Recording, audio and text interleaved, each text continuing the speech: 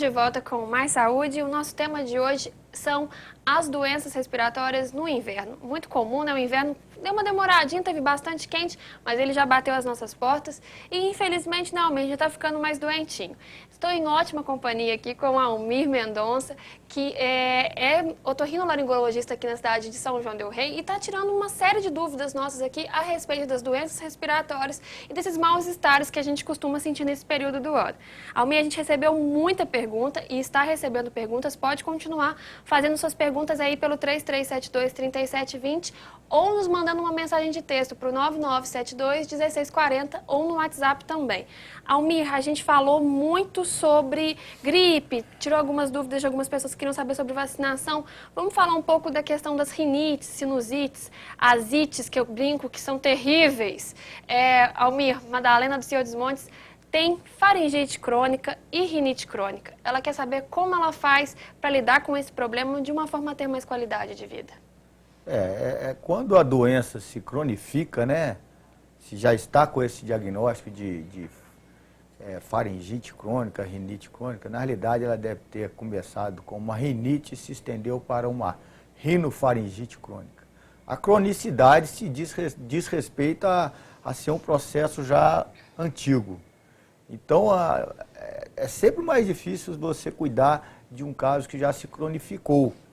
Porém, tem que se buscar a causa dessa rinite e dessa faringite dela. Tem que saber se ela é alérgica, se ela é por algum tipo de profissão e buscar a causa, a etiologia e tentar eliminar o motivo que causa essa irritação. Porque os sintomas da rinite são basicamente a obstrução nasal, a coriza, que é aquela secreção mais hialina, né? Os espirros, né? Isso caracteriza a rinite. Já a faringite, ela pode ter muitas origens e muitas queixas. A mais comum da faringite aguda é a dor, né? na região orofaríngea, na parede posterior da boca. E na faringite crônica, a pessoa queixa muita tosse, queixa muito pigarro. Isso pode ser até consequência de um problema estomacal, de um problema de refluxo. Então, para responder a essa telespectadora o que ela fazer, a gente teria que fazer uma investigação, né? No caso dela, colher uma história para tentar chegar a um diagnóstico mais preciso. Então, é necessário ela fazer uma consulta. Então, fica a dica aí, Maria Madalena. Vá ao médico e procure fazer, né, um tratamento mais à risca, tentando procurar até mesmo o histórico da sua doença. Isso mesmo, Almir? Com certeza, isso por aí. Almir, não tem muita relação acho, com a sua área, mas eu vou fazê-la porque eu acho importante também. O Ivan, ele mandou também aqui uma mensagem para a TV perguntando, a asma tem cura? Eu sei que não é da sua alçada, realmente mas... é mais da alçada do pneumologista. Eu não sei dizer realmente se a asma tem cura, mas eu sei que ela, bem acompanhada por um especialista competente, você tem uma qualidade de vida bastante próxima do normal. Eu conheço pessoas asmáticas que ficam aí 4, 5, 6 anos sem crises, porque são bem acompanhadas, seguem em risca a prescrição médica, e é claro que isso vai de paciente para paciente. Recebi uma pergunta aqui também, Almir, muito boa, ligada a esses sintomas. Eu estou tentando lembrar o nome da pessoa, para se daqui a pouco me fala e eu agradeço. Ela está sentindo vários sintomas, garganta, ela está sentindo muita tosse, tosse seca. O que pode ser isso? Pode ser só gripe ou ela tem que dar uma investigada também? Olha, esse é o sintoma inicial de um resfriado, né? E é como eu falei no início, provavelmente ela está sentindo a baixa umidade do ar no seu trato respiratório. E vai começar mesmo com a coceirinha na garganta, um espirro, né? Então, o que ela tem que fazer, inicialmente, é muita hidratação, tomar bastante água, lavagem nasal com uma solução fisiológica e uma boa alimentação. Nessa fase, não tem indicação ainda para medicamentos. Almir, a gente está falando um pouco desse universo relacionado ao que eu brinquei das ITs, né, as malvadas. Vamos falar um pouco então dessa área ligada à otite. Eu acho que tem um pouco a ver com essa pergunta que a nossa telespectadora fez. Maria do Carmo, acho que é guarda-amor, se não me lembro, ela tem um sobrinho, me parece, com uma infecção no ouvido e está com um pus, alguma coisa nesse sentido, como se fosse uma infecção, um mau cheiro. O que pode ser? Eu não estou vendo É problemático isso, né, para fazer mas diagnóstico. pela história, né? Eu não sei a idade, vamos imaginar que é uma criança pequena, ela deve estar com o que a gente chama de otite média aguda supurada. O que quer dizer isso? É um paciente que adquiriu um processo infeccioso. Esse processo infeccioso normalmente vem em decorrência de uma gripe, de um resfriado, de uma sinusite, sobe através da tuba auditiva que comunica o nariz com o ouvido. Na criança ela é menorzinha, ela é mais horizontalizada, ela é mais larga, então facilita com que essas secreções do nariz vão para o ouvido médio. Aquela secreção dentro do ouvido médio, ela começa a fazer pressão, começa a doer, começa a incomodar a criança começa a chorar de dor. O que acontece é que essa secreção tem que sair para algum lugar. Qual que é o lugar mais fácil? É fazendo uma perfuração no tímpano. Então aquela secreção purulenta vai sair pelo conduto auditivo externo e vai aparecer do lado de fora. Esse mau cheiro é comum então nesse tipo de infecção? Todas as infecções de ouvido têm essa característica de um odor bastante fétido. Almir, eu acho importante a gente falar um pouco isso. Otite é muito comum em criança? Bastante comum, justamente por esses motivos que eu falei. Da particularidade da tuba auditiva, né, que é menorzinha, mais larga, mais deitadinha. E a criança também tem aquele sistema imunológico que está em formação. Então ela está mais sujeita aos intempéries, né? E aquele negócio também vai para as escolinhas, aí tem uma criança que está gripada com o vírus, a outra com o outro, então ela está ali socializando as doenças, né? Então a criança nessa fase inicial, ela tem mais tendência a resfriados e gripes, assim como o idoso que está com o seu sistema imunológico já mais debilitado em função da idade, né? E com isso, se tem mais infecção respiratória alta, rinite, sinusite, tem maior chance de otite. Ô Almir, a gente vai falar um pouquinho aqui de sinusite para a gente fazer mais umas 2 perguntas que o pessoal mandou de casa.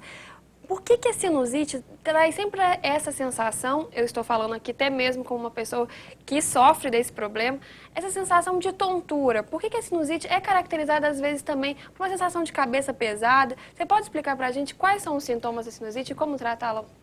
Sim, eu vou descrever alguns quadros, são bastante comuns, né? Primeiro tem que definir o que é sinusite, né? Nós temos na nossa face algumas câmaras de ar que são chamados seios da face. Nós temos os maxilares, o etimoidal, o frontal e lá mais para o interior o esfenoidal. Essas câmaras de ar, digamos assim, elas possuem aquele epitélio ciliado que eu falei e que eles funcionam, os cílios drenando para alguns orifícios que drenam para o nariz. Então, quando acontece de alguma coisa atrapalhar essa fisiologia, essa normalidade, esses orifícios, eles entopem, ou por secreção, ou por inchação da própria mucosa, um edema da mucosa. Então, aquela secreção ali começa a ficar acumulada, tá? Causando dor. Ela começa a descer um pouco pela garganta, dá o pigarro, a tosse. Eventualmente já pode haver até uma descarga pela fossa nasal anterior, pelo nariz, né?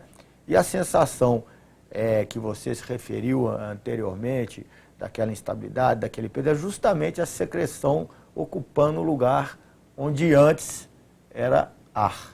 Sai o ar, entra a secreção. Então dá essa sensação de ficar, às vezes, com a cabeça realmente pesada. E congestiona, né, essa comunicação nariz-ouvido. A tuba, às vezes, aí dá aquela sensação, eu estou com o ouvido tapado, estou com eco no ouvido, estou falando, estou ouvindo minha voz saindo pelo ouvido. Então é bastante comum, porque os locais são próximos, ouvido, nariz, garganta, está tudo interligado. Almir, para a gente caminhar um pouco para o fim do nosso programa, caminhar, né, terminar mesmo, a gente brinca, né, aqui que dá para fazer 1 hora, 2 e a gente nem percebe de programa. O pessoal da produção vai me xingar de falar isso aqui. Almir, a gente, daqui a uma semana, a gente vai até comemorar um pouco esse combate ao tabagismo. No dia 31 de maio é o dia oficial de combate ao tabagismo nacional nosso. Almir, por que, eu vou bater nessa tecla porque é um tema que eu quero trazer aqui, por que o tabagismo pode contribuir muito para o aumento de problemas respiratórios? O tabagismo é uma coisa séria, né? O cigarro é longe de ser uma coisa inocente. Na fumaça do cigarro, nós aspiramos monóxido de carbono, nicotina, alcatrão, amônia, e são uma série de substâncias que são carcinogênicas, ou seja, que provocam câncer. Um fumante tem 10 vezes mais chances de ter um câncer de pulmão do que uma pessoa que não fuma. Tem 5 vezes mais chances de ter um infarto do miocárdio, 2 vezes mais chances de ter um derrame cerebral. O que acontece é que a fumaça do cigarro, ela traz uma série de substâncias que, além do calor da fumaça, que o nosso epitélio respiratório não foi feito para suportar esse calor da fumaça, essas substâncias carcinogênicas, elas vão agredir o epitélio respiratório, formando algumas substâncias conhecidas como radicais livres. E esses radicais livres começam a agredir o epitélio respiratório, causando um processo inflamatório. E esse epitélio, ele tende então a se proteger. E para ele se proteger, ele muda as características que são normais deles. É como se a gente tivesse o tempo todo levando uma pancada aqui no braço, e o braço cria aquela massa maior, cria uma casca. O epitélio respiratório faz a mesma coisa. E no momento em que ele perde a sua característica estrutural normal para se defender de uma agressão, então ele já não está mais apropriado para aquele local. Você não vai ter o cílio, não vai ter o muco, e dali a agressão constante com substância conhecidamente carcinogênica, aí vem as doenças decorrentes do fumo. Então as pessoas têm que ficar de olho e tentar, né, quem sabe, largar o cigarro. O ideal é nem começar, né? Cigarro realmente não devemos tentar em hipótese nenhuma. Tá certo, Almir. Muito obrigada pela sua presença aqui no nosso programa Mais Saúde, falando desse tema, né, doenças respiratórias muito comum nesse período. E a gente, né, fica triste não ter conseguido fazer todas as perguntas das pessoas que chegaram em casa, mas querendo participar do nosso programa, mandar sugestões de pautas, pode ligar aqui para a TV. Depois, no final do programa, eu deixo alguns contatos. Almir, muito obrigada mesmo. Boa noite. Muito obrigado, agradeço a oportunidade. Espero que tenha servido para responder às questões. Muito obrigado. Tá certo, Almir. Muito obrigada. Lembro você aí de casa que o nosso programa é reprisado todas as sextas-feiras, às 10h10 da manhã. Então, se você chegou agora no nosso programa e quer, né, ou quer revê-lo, né, seria ótimo também, ligue aqui à TV, 10h10 da manhã, todas as sextas-feiras, pode conferir lá. Eu vou deixar alguns recadinhos, eu gostaria muito de mandar um super abraço para a dona Idalina lá na colônia, também mandar um super beijo para as meninas da Espaço 7, que volta e meia, né, nos proporcionam vestuários maravilhosos aqui para nossa TV. Muito obrigada a essa parceria. E também gostaria de falar para o pessoal de casa que, se caso vocês queiram deixar algum recado para o Almir, que está me falando aqui perto, pode mandar um e-mail para ele. Vou pedir para o pessoal passar para outra câmera para que ele possa passar o seu recado. Obrigada, Almir, por nos lembrar. Qual que é o seu e-mail? Meu e-mail, estou à disposição de vocês, é almir.almeida@oi.com.br. Tá certo, ainda tem mais esse recado.